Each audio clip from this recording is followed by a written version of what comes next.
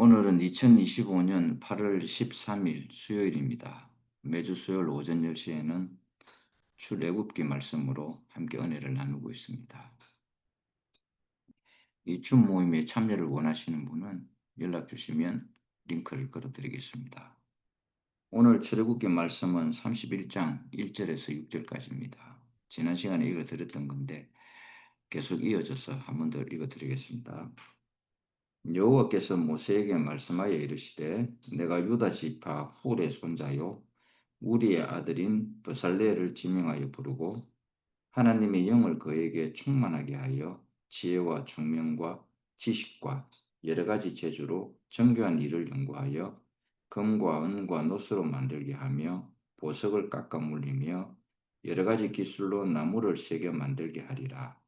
내가 또 단 지파 아이사막의 아들 오홀리압을 세워 그와 함께 하게 하며 지혜로운 마음이 있는 모든 자에게 내가 지혜를 주어 그들이 내가 네게 명령한 것을 다 만들게 할지니 있습니다.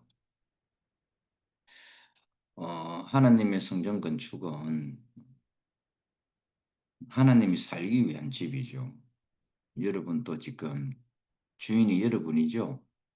여러분이 살랐고 그래서 등기등본을 떼보면 등기를 떼보면 주인이 여러분으로 돼 있을 겁니다. 이름이. 하나님도 자기가 주인이 되어서 살려고 성전 건축을 시키는데 아무나 시키는 것이 아니라 하나님이 지명을 합니다. 하나님에게 가장 순종할 수 있는 사람, 하나님 말씀을 그대로 준행할 수 있는 사람, 이 사람, 이런 사람은 가장 힘이 없는 사람이죠. 내가 당신을 위해서 뭔가를 할 수 있습니다 하는 사람은 하나님이 시킬 것 같아도 안 시킵니다. 왜 그러냐면 하나님이 이렇게 하라 하면 또 자기 힘을 또 보탤 거 아닙니까? 배달을 하면 배달 사고가 나기 때문에 그래서 하나님은 힘이 완전히 빠진 사람은 나는 피조물입니다. 당신의 은혜가 아니면 나는 하루도 못 사는 사람입니다. 나는 이런 사람을 선택합니다. 그래서 교회에는 정말 똑똑한 사람, 힘 있는 사람, 능력이 필요한 사람이 아니고요. 정말 하나님이 아니면 못 사는 사람, 저는 주의 은혜만 필요로 합니다 하는 그런 사람을, 그리고 말씀에 순응할 수 있는 사람을 하나님이 지명합니다. 그래서 아브라함에게도 하나님이 99살 때 다시 나타나가지고 너는 내가 명한 것을 그대로 실행하라. 온전하게 하라. 완전하게 하라 했습니다. 그게 뭐냐니까 아브라함에게서 할례를 행하게 했던 것입니다. 여러분도 잘 아시다시피 할례라는 것은 내 가능성을 없애는 것입니다. 내가 육신의 힘으로 하나님을 이렇게 잘 섬길 수 있습니다 하는 그 가능성을 끝내는 것입니다. 그래서 온전하게 하나님 마음으로 그 할례를 행하고 나니까 그때서 하나님이 이삭을 주셨습니다. 신기한 일이죠. 야곱은 130살이 되었을 때야 비로소 축복하는 사람으로 변화가 되었습니다. 신기한 일입니다. 아무것도 가진 것이 없었는데 자기 인생에서 축적해 놓았던 모든 재물, 자기 기술, 자기 기량 다 얻고 오직 하나님만 남아있을 때에 이상히 아브라함은 축복해 주는 사람으로 바뀌어 버렸습니다. 그 이전에는 아브라함은 축복해 주는 사람 아닙니다. 남의 축복까지 다 뺏어가는 것입니다. 자기 소유로. 신기한 일이죠.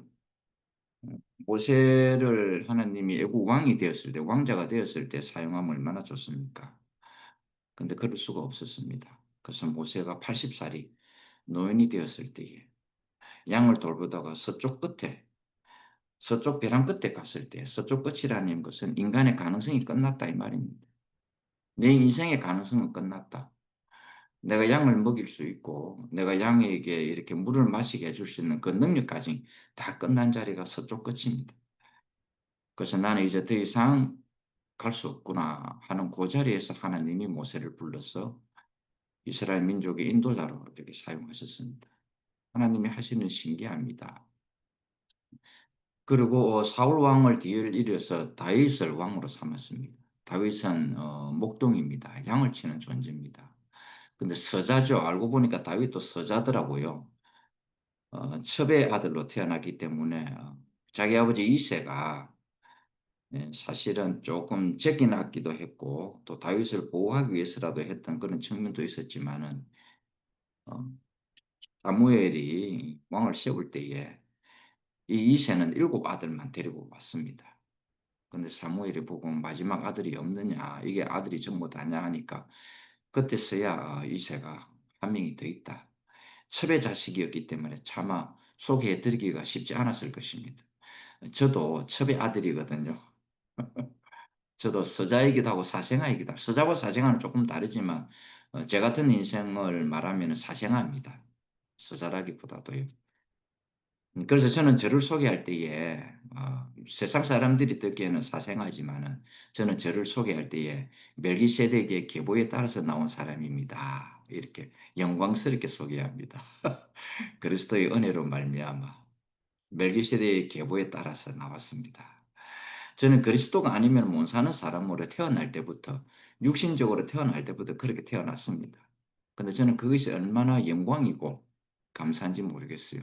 저는 제 인생에서 한 번도 부정적으로 살아본 적이 없습니다.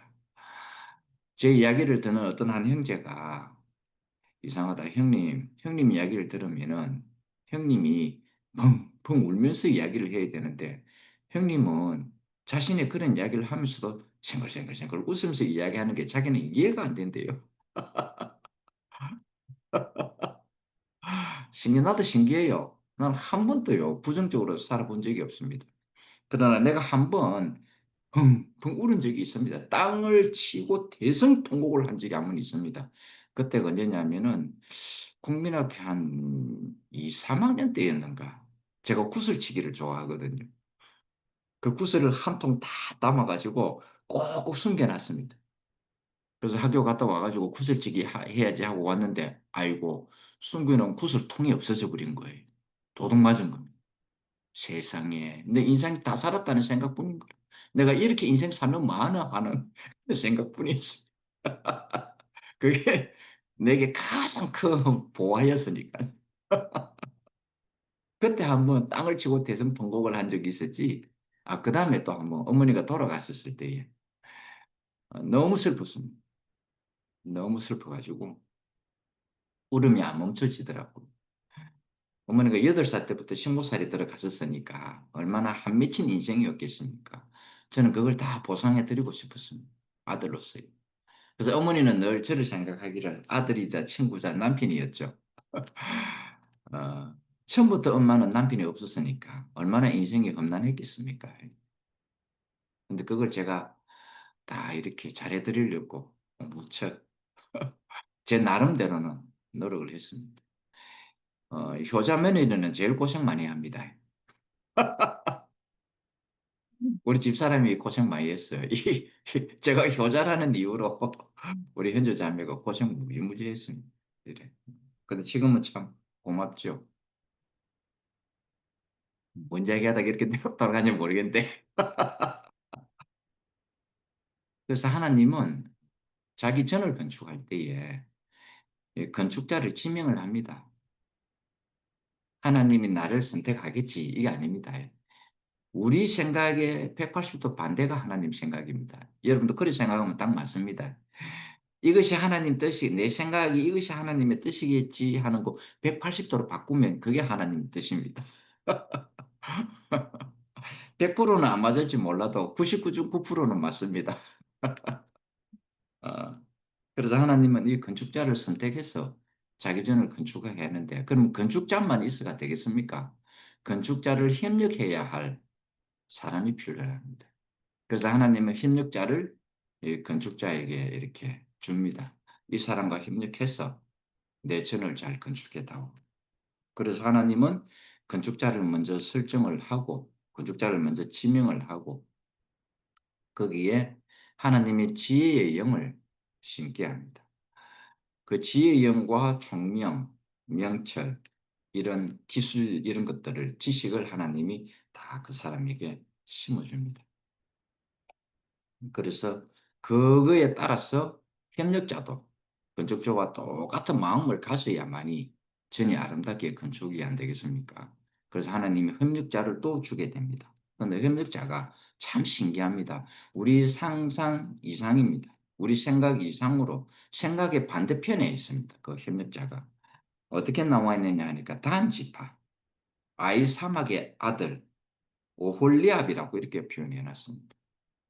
그런데 이 단 지파는요, 어떤 지파냐면 유다 지파하고는 가장 달리 먼 북방에 위치하고 있습니다. 그래서 이 단 지파들이 따로 하나님을 뭐 섬기기 위해서 나름대로 단을 쌓았겠죠. 이게. 근데 징벌을 받았습니다. 왜냐하면 단은 하나만 쌓아져야지 그리스도를 향한 마음은 하나만 쌓아야 되지 이곳저곳에 쌓아서는 안 된다 이 말입니다. 왜? 하나님은 한 분이시니까. 영도 한 분이시고 그리스도도 한 분이니까 단도 하나만 쌓아져야 된다. 다른 단을 쌓아서는 안 됩니다. 그래서 인간의 정으로 다듬어진 단을 쌓아서는 안 된다 이 말입니다. 그런데 이 단지파가 자신들의 생각이 옳을 대로 하나님의 단을 이렇게 쌓고 제사를 드렸는데 거기에 징벌을 받았습니다. 그래서 계시록에 보면은 12지파 안에도 이 단지파는 들어가지 않습니다. 빠져버렸다 이 말입니다. 그런데 이 아이사막이라는 이 이름의 뜻이 뭐냐니까 도움의 형제라는 뜻을 가지고 있습니다. 도움의 형제. 그리고 오홀리압은 내 아버지의 장막이라는 뜻을 가지고 있습니다. 참 신기하죠. 그 이름 안에 있는 뜻대로 하나님이 그 사람들을 지명해서 건축자를 돕도록 만들었다 이 말인 것입니다. 즉, 이 말은 무슨 말이냐면 하나님의 집을 짓는 데 있어서는 한 사람만 집을 지을 수 없다 이 말입니다. 우리 예수님도 이 땅에 오셔가지고 자기가 모든 것을 다 했지만 결국 12명의 사도들을 만들었다라는 거, 협력자를 만들었다 이 말입니다. 하나님의 전을 건축하는 일에 한 사람이 되어서는 안 된다. 그래서 이 예수도 12사도를 지명해서 하나님의 전을 건축하는 협력자로서 이렇게 만들었다 이 말입니다. 그래서 내 아버지 집을 만드는데 건축하는 일에 있어 반드시 도움을 주는 형제가 필요합니다. 저도 이 경주에 집을 지을 때에 각 자기들이 가지고 있는 재능에 따라서 순차적으로 그 협력자들이 오더라고요. 처음에는 기반을 다스려야 되니까 먼저 이렇게 포크레인을 운전하는 사람이 기반을 탁 닦고 그 다음에 콘크리트를 치기 위해서 그 기초를 다듬는 사람이 그 다음에 와가지고 철근하고 콘크리트를 얹고 그 다음에 목수가 와가지고 예, 저는 집이 목조 주택이기 때문에 그 목조 주택하는 그 사람이 다 오고 그 다음에 뭐 인테리어 하는 사람 그 다음에 뭐 지붕을 덮는 사람 각각의 순차에 맞춰 가지고 한 사람이 다 안 하고 건축자는 한 사람인데 협력자는 그 시간에 따라 가지고 사람들이 와가지고 건축을 이렇게 짓더라고요. 그래서 건축도요 하나님의 전도 한 사람이 다 지을 수 없습니다. 도움을 주는 형제들이 반드시 필요하다 이 말입니다. 이게 참 묘한 일이죠. 하나님은 그렇게 자기 전을 건축하겠다 이 말입니다. 그 다윗 왕이 자기 그 궁궐에 있을 때에 아차 하고 생각이 난 게 나는 이렇게 멋진 궁궐에서 사는데 가만히 생각해 보니까 자기를 왕으로 세운 하나님이 전이 없었던 거예요. 다윗이 막 깜짝 놀래가지고 하나님께 내가 이 전을 짓겠습니다.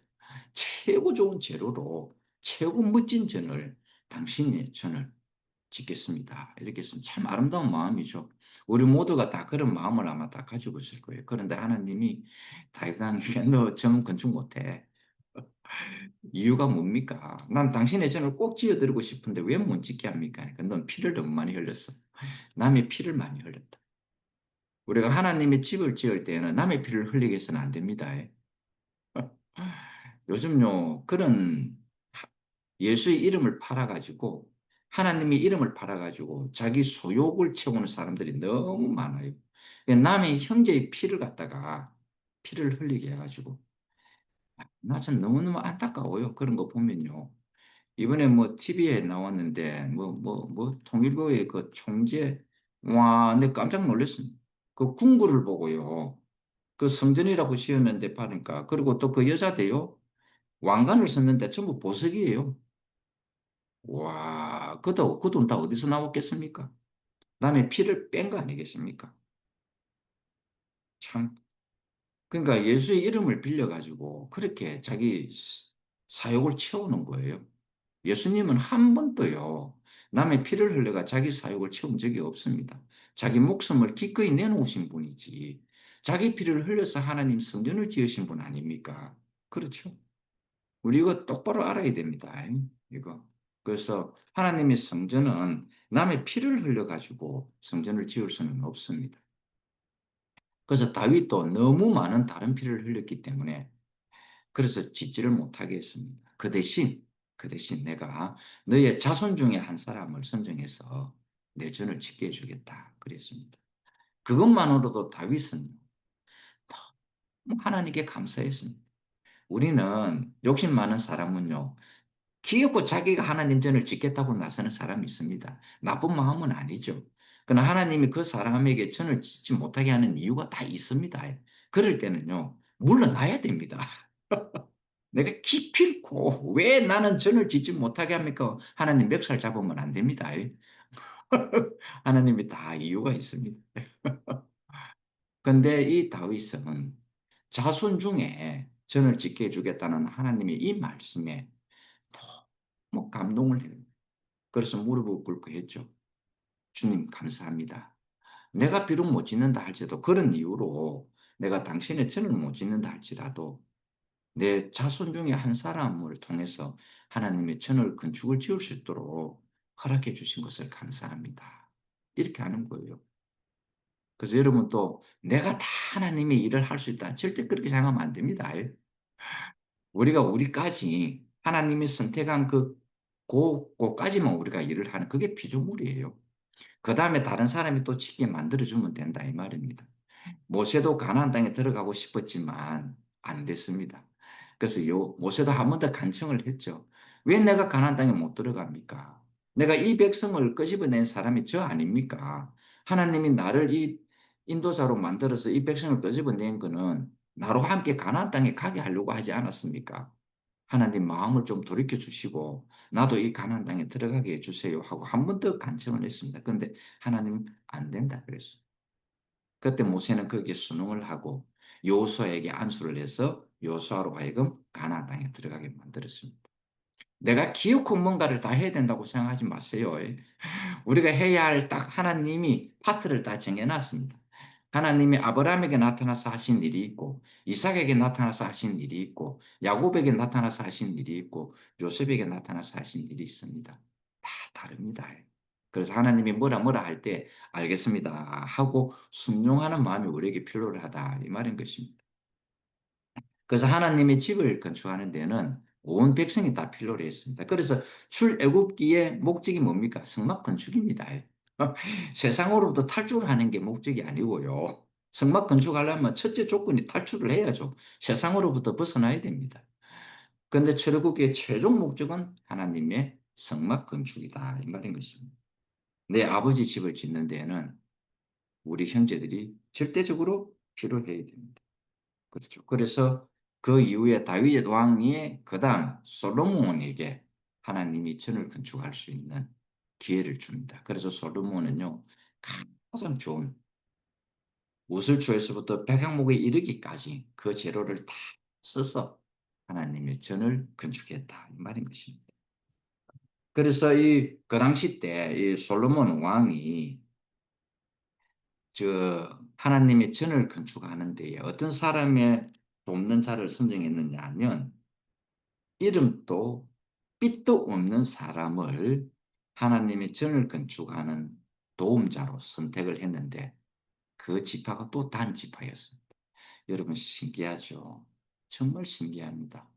우리는요 이렇게 교회 생활을 하다 보면 어떤 사람을 제껴 놓습니다.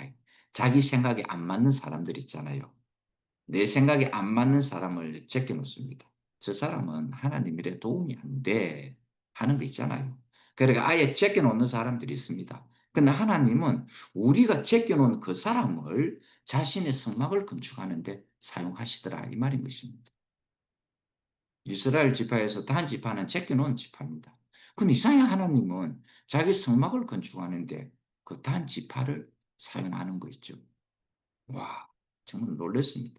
그래서 저는 이런 걸 볼 때마다 아, 내 생각은 무익하구나 하는 걸 알게 됩니다. 아, 내가 틀렸을 수도 있구나. 내가 다 옳은 게 아니구나. 내 생각과 하나님의 생각은 완전히 다르구나. 그래서 우리는 주님을 기묘자라 그러는구나. 이 기묘라는 게 영어로 beyond understanding입니다. beyond라는 말은 넘어서 있다. 이 말은 그 너머에 있다라는 거고, understanding은 내 이해와 깨달음이잖아요. 하나님은 내 생각 너머에 계신 분이구나. 내 이해 너머에 계신 분이구나. 나의 깨달음 너머에 계신 분이구나 하는 걸 알아야 됩니다. 그래서 어떤 사람하고 교회 생활 대화를 할 때에도 내가 항상 틀렸을 수도 있다 하는 마음으로 형제와 다가가야 됩니다. 내가 절대적으로 틀리지가 않아. 이것뿐이야. 이게 절대적으로 맞는 거야 하면은 우리는 대화가 안 됩니다. 우리 현주 자매하고 내하고 대화가 안 됐던 이유가 이거였습니다. 내가 절대적으로 맞고 당신이 절대적으로 몰라 이래 됐어. 그러니까 대화가 안 되죠. 얼마나 답답했겠습니까? 나는 내 나름대로 내 말을 못 알아듣는 우리 자매가 답답했는데 우리 자매의 답답함은 내하고 또 다른 답답함입니다. 뭐였는가 하면 그래, 네 잘났다. 네 똥 굵다 하는 답답이 없습니다.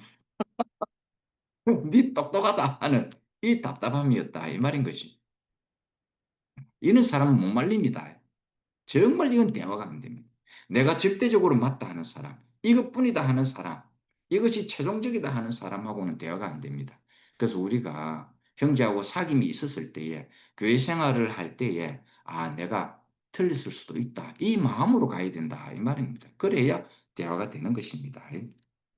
그래서 이 솔로몬 왕도 가장 변방에 있는 단 지파 여자 중에 한 여자의 아들 이 아들을 선택해서 이렇게 하나님의 성막을 건축하는데 지목을 했다 이 말인 것입니다.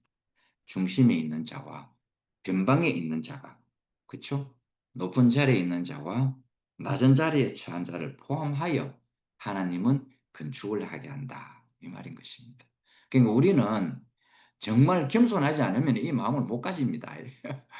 내가 최고로 잘났다고 생각하면요. 하나님의 전을 건축할 수 없습니다. 하나님의 전을 건축한다는 말은 연합한다는 이야기입니다.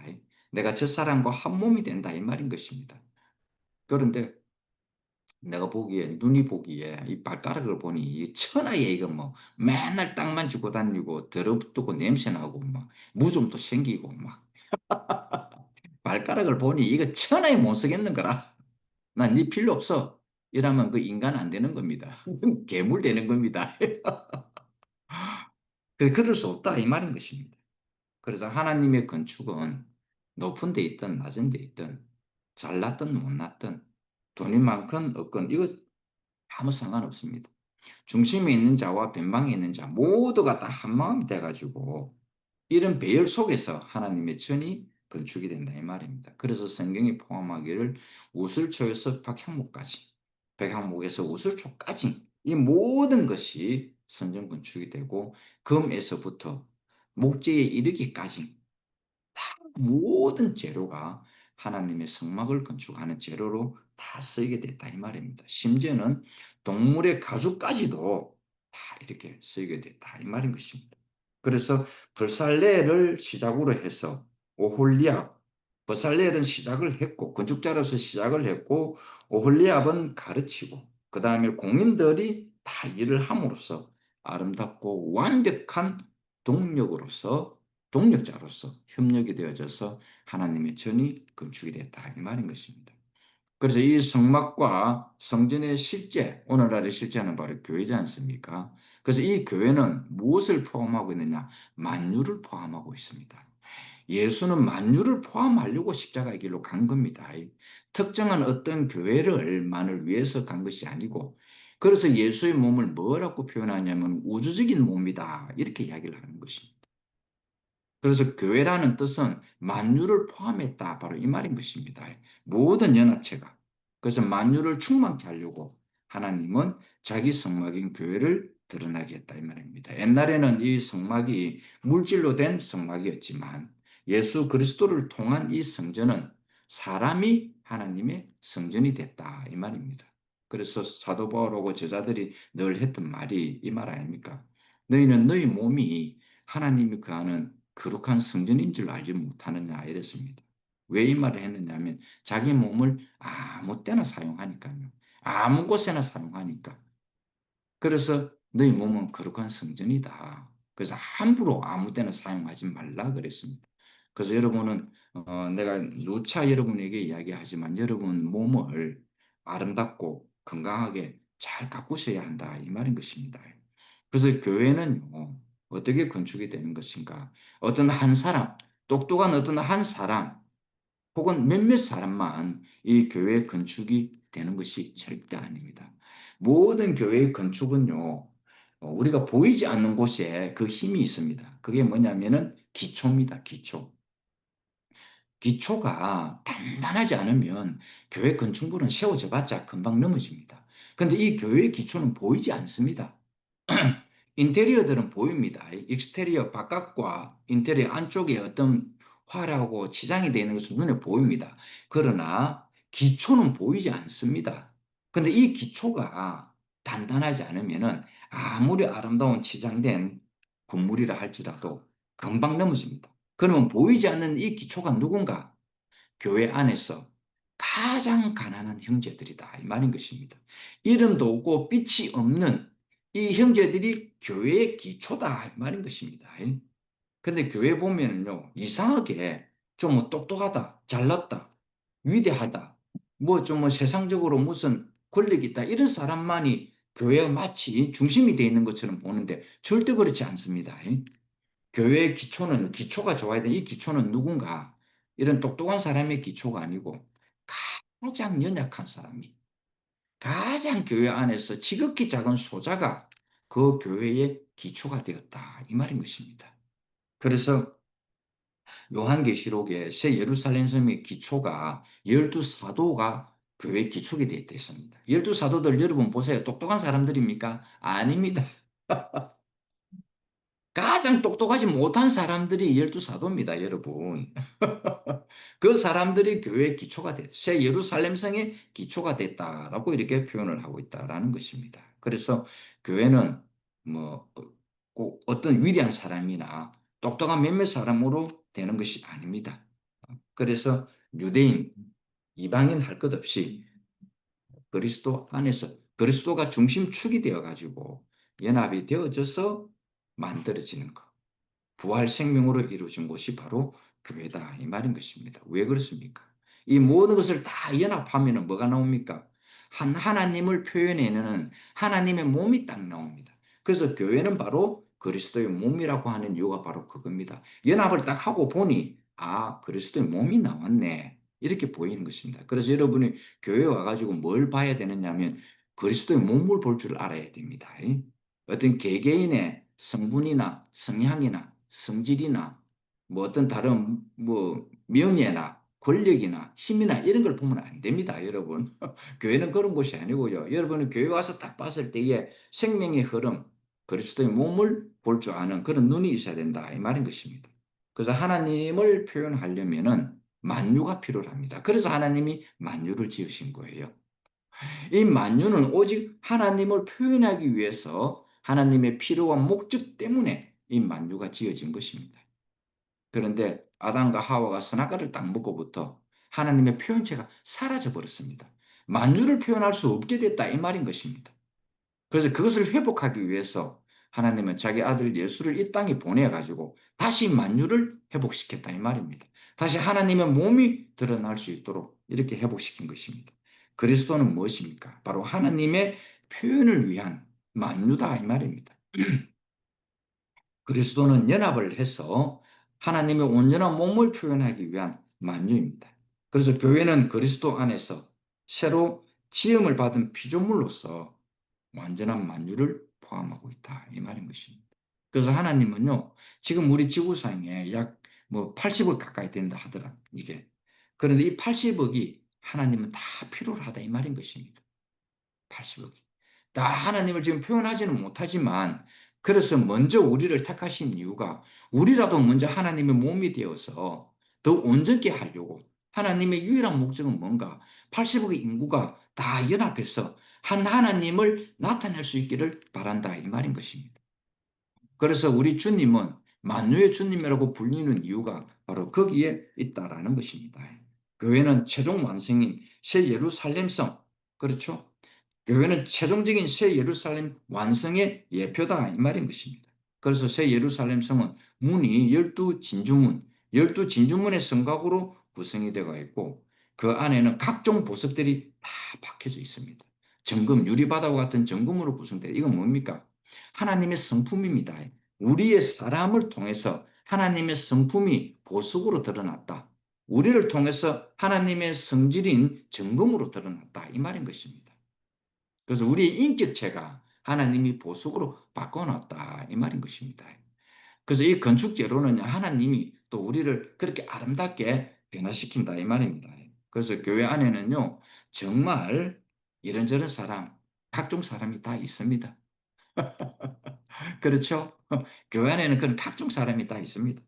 내 마음에 드는 사람도 있고 내 마음에 안 드는 사람도 있고 그렇습니다. 그건 내 마음에 안 든다 든다 이것뿐이죠. 하나님하고는 전혀 상관없습니다.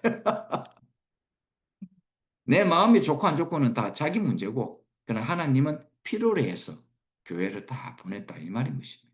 오늘 우리 여기 주 모임에도 각종 사람들이 다 있잖아요. 이 성격도 다 다릅니다. 급한 성격도 있고 안 급한 성격도 있고 불같은 성격을 가진 사람도 있고 온유한 성격을 가진 사람도 있습니다. 왜?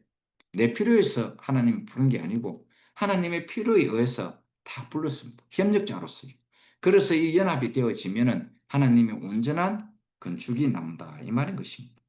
그래서 이런저런 이 모든 것들이 다 필요했기 때문에, 그런데 이것이 다 성질은 한 성질이어야 하는 것입니다. 그래서 십자가가 필요로 한 것입니다. 이 사람 저 사람을 다 불렀는데 천연적인 성질을 가지고는 연합이 안 되니 거기서 십자가가 필요했다 이 말입니다. 십자가에서 한번 죽고 거듭나면은 온전히 연합할 수 있는 건축 재료가 되기 때문에 한번 불구덩이에 들어갔다가 나와야 됩니다. 안 그러면 자기 성질대로는 연합이 안 될 거 아닙니까? 잘 살다가도 나 들어서 못하겠다고 나가는 사람 많잖아요. 자기 성질에 못 이겨서 나가는 사람 많잖아요. 그래서 십자가가 필요하다 이 말입니다. 이것저것 다 모아놔도 딱 성질은 한 성질이어야 합니다. 그리스도의 성질이어야 하기 때문에 그래서 십자가가 필요로 말입니다. 그래서 교회 생활은 한마디로 보자면 살아있는 현재의 십자가의 생활이다 이 말인 것입니다. 그래서 그리스도의 죽으심과 부활하심을 통해서 우리는 한 목적으로 되는 그런 건축재료가 된다 이 말인 것입니다. 그래서 이 부분은 참 중요한 부분이죠. 주님께서는 우리를 왜 먼저 선택하셨는가?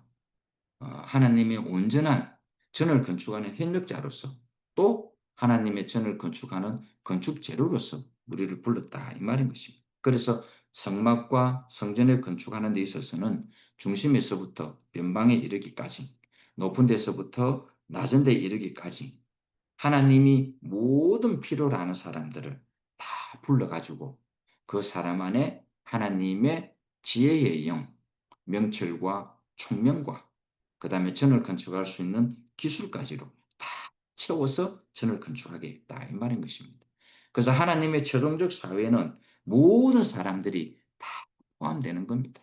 모든 사람들이 다 포함되어서 하나님의 전이 되기를 원하신다 이 말인 것입니다. 그래서 첫째로는 하나님이 건축자를 지명하여 부르고 그 다음에 협력자를 불러가지고, 근데 이 협력자를 보니 정말 변방에 있는 사람들을 불러서 중심에 있는 무살레와 함께 연합해서 하나님의 전을 건축해 하더라는 것입니다. 하나님의 이 지혜는요 사람의 상상을 넘어버렸다. 저는 이런 걸 볼 때마다 하나님의 지혜 앞에 엎드리지 않을 수가 없는 사람이라는 걸 알게 되는 거예요. 아, 이래서 주님을 기묘자라 하시는구나. 그래서 나는 내 생각을 고집할 수가 없구나. 나는 내 깨달음을 고집할 수가 없구나. 왜냐하면 내가 이것이다 하고 깨닫는 순간 우리 주님은 항상 그 너머에 계셨으니까. 그래서 내 깨달음도 주님 앞에는 아무 소용이 없구나. 저는 성경 지식이 많기 때문에 이게 다 전부인 줄 알았습니다. 이거 가지고 얼마나 많은 우리 특히 내 옆에 있는 우리 자매, 우리 아들과 딸 두드리 잡았는지 모릅니다. 아이고 지금 생각하니까 너무 미안하고 그래서 다 사죄했습니다. 우리 아들한테도 사죄하고 우리 딸한테도 다 무릎 꿇고 사죄했습니다. 특히 우리 딸이 참 지혜로운 대답을 했는데 딸아 아버지가 미안하다. 정말 아버지가 예수를 잘못 알았어. 예수는 그런 분이 아닌데 아버지가 예수를 잘못 알았어. 그랬던 거다. 용서해 달라 하니까 정말 진심으로 그랬거든요. 그러니까 우리 딸이 얼마나 지혜로운 대답을 하는지 아빠는 그때에 그럴 수밖에 없었을 거야. 이렇게 하는데 미치겠는 거라 내가 네가 이 아버지보다 낫다. 예수 잘 믿는다고 하는 내보다 네가 훨씬 낫다. 그러니까 우리 딸을 꼭 안아주면서 고맙다 딸아. 이 아버지를 용서해 줬어. 정말 고맙다. 다시는 옛날 같은 그런 아버지의 모습은 네게 안 나타날 거다. 아버지를 한번 잘 지켜봐 줘. 이렇게 했습니다. 지금은 사이가 너무 좋죠. 얼마나 감사한지 모르겠습니다. 우리가 주님을 만나면 이렇게 보석의 인격으로 다 변합니다. 하나님의 성품이 계속 들어오는데 어떻게 안 변할 수가 있겠습니까? 안 그래요? 건강한 음식을 계속 먹는데 몸이 건강하지 않을 수가 없잖아요. 그렇죠? 그래서 여러분은 건강한 음식을 드셔야 합니다. 패스트푸드 가급적이면 드시지 마세요. 우리의 건강한 음식은 하나님의 전이 근접될 수 있는 건강한 음식은 그리스도밖에 없습니다. 곧 부활 생명, 생명의 말씀입니다. 매일매일 이 말씀을 먹고 여러분이 건강하게 되어서 하나님의 전이 되기를 소망합니다. 주님을 찬양합니다. 할렐루야. 아멘.